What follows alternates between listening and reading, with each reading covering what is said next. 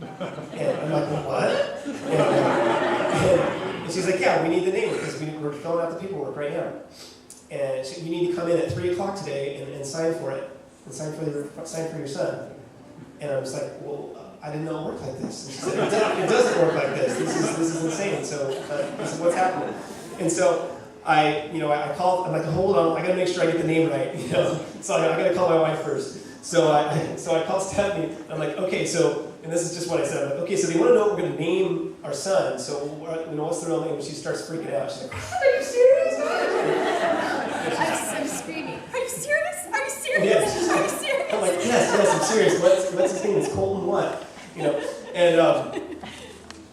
And so she's like carrying a tray of food. I can't even tell her. She's carrying a tray of food, and she like almost drops it. She's like freaking out. And so I get the name right, make sure that's important. And so I give the name to the attorney, and they did the paperwork, and we're at 2:30 that day, we're driving to the hospital to go sign for our baby that we just found out existed at 11 o'clock that morning. And all we know at this point is that Colton is a healthy baby boy. That's all the information that we've received. We don't know ethnicity, we don't know anything about his background, and we don't care. And Steph says, you can be green with purple polka dots, I don't care. And I said, well, if he is, I'm going to have to stay in the hospital. So we're heading to the hospital to sign papers for our son, to adopt our son. And I look at Stephanie and I say, we're driving down 26. I'm like, we're a little bit crazy, right? She's like, yes, we're a little bit crazy.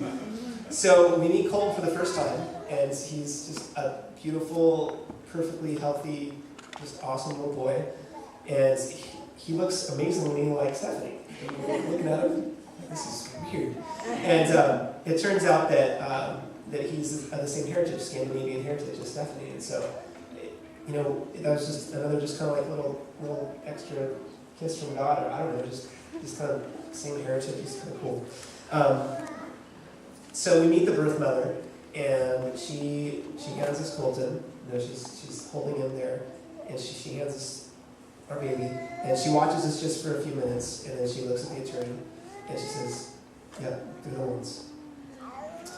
And she's completely confident in her decision at that point. And you want to talk to him? Okay.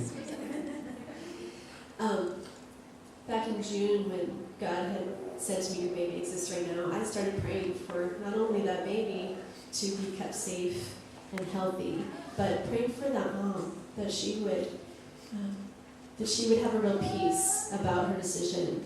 And it was just amazing to me how God answered that prayer, because this mom, I was asking myself, if this was you, how would you feel? I would be hysterical, I think, And so I'm expecting this woman to just absolutely be a wreck. And we go and we meet her, and she's just smiles, and, we kind of chit-chatted, and just there's just a sense of peace over her about it. And, she just was like, this is your son now. And it was really a blessing that I saw that prayer that I've been praying be answered by her. So she actually, by her request, she asked that the adoption be completely closed. And she said, it's your child now. And so, Colton is now our child. She wanted it to be completely closed. And he had to stay in the hospital one more night, because the attorney needed to track down a judge to sign off on the paperwork that we just signed that night. And he was able to do it the next morning, like 8:30, got a judge to sign off on it, which is just crazy. Pulled some strings. And so that night, so we weren't able to bring him home that day, which he needed to stay in the hospital one more night anyway, just to be monitored, and doctors wanted to just make sure he was good to go. And that night was the Cultivation Youth Conference that we were actually supposed to be taking all these kids to. Supposed to be taking them up there, like 15 of them, and we had no way to get them their parents' word that, hey, we can't take you because we're going to go get a baby. So we called some friends, and our friends came to our house and waited for all these guys to show up at our house to take them up to Vancouver for the conference. So the hospital that we adopted Colton from was Portland Adventist Hospital, which is right up near 205. It's not that far from Vancouver. So we signed the papers, and we're not able to bring Colton home till the next day. So we're like, let's just go to the conference. So we headed up to the conference and met all our crew up there, and that was pretty cool. And then Ivan Roman, who was the one who had spoke about the spirit of adoption months before, was actually the speaker that night at Cultivation. And the first thing he says when he gets up there is, the spirit of adoption is in the house tonight. And we're like, that's crazy. That's why. And then he went on to talk about something completely different. It wasn't about that. His message wasn't about that. He just said that. Just kind of like off the cuff. It was kind of wild. And so much of our kids came around us and prayed for us, which was really awesome. So we bring Colton home the very next day. So if you can picture this, we get an email at 11 o'clock on Thursday that says there's a baby available for adoption. And the next day we bring him home. It was wild.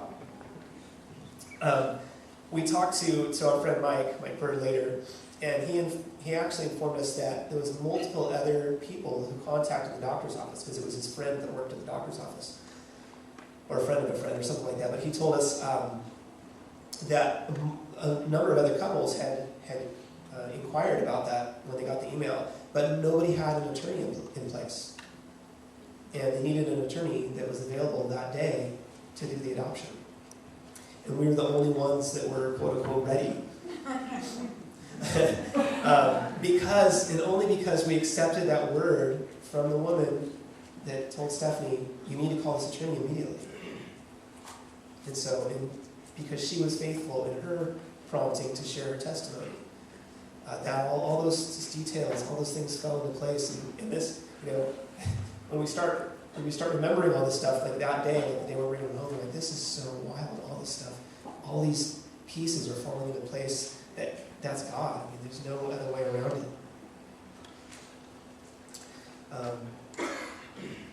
We also found out that the reason that the birth mom didn't already have adoption plans in place, because most people, if they're not planning on keeping the baby, get their adoption plans in place well beforehand.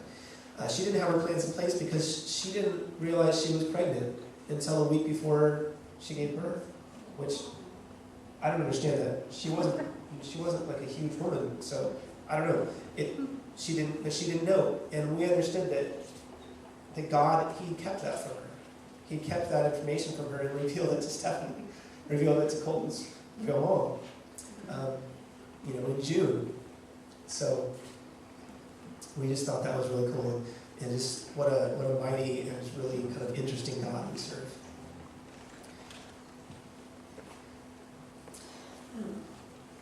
Through the years, I had questioned God a lot about why He was taking so long. And over, the answer that I got was simply, do you trust me? Which, of course, really caused me to evaluate how much I really was trusting Him and how much faith I really had in His plan for us, versus being like Abraham and Sarah and taking matters into our own hands. I understood completely the temptation to make the promise come quickly. My constant prayer was that I would have the strength to endure to the end and not wrestle control out of God's hands. So today, in telling you all of this from beginning to end, I just also want to encourage you that if there's something in your life that you have been praying for, something you've been asking God to do for you, to not give up. Sometimes it takes a while, because God says, my ways are not your ways. My thoughts are higher than your thoughts. And He sees things from beginning to end. He sees the whole picture, and we only get little pieces.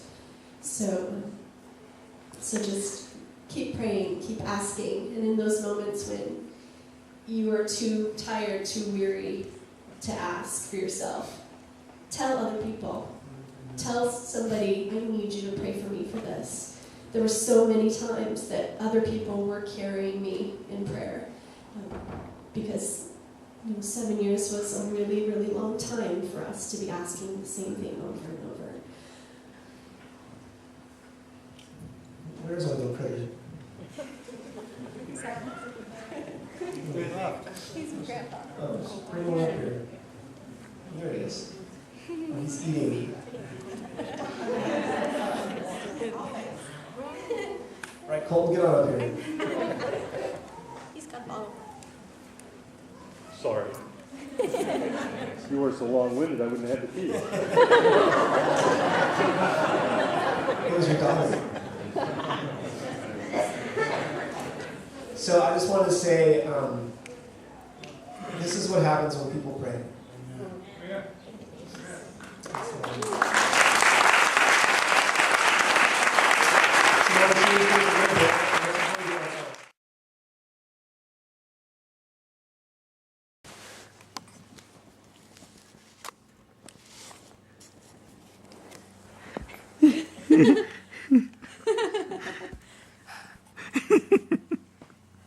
Oh, he's trying to push the buttons.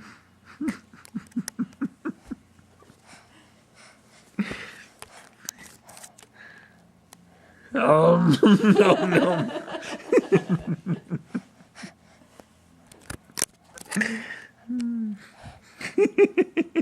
Give the camera a kiss. I want to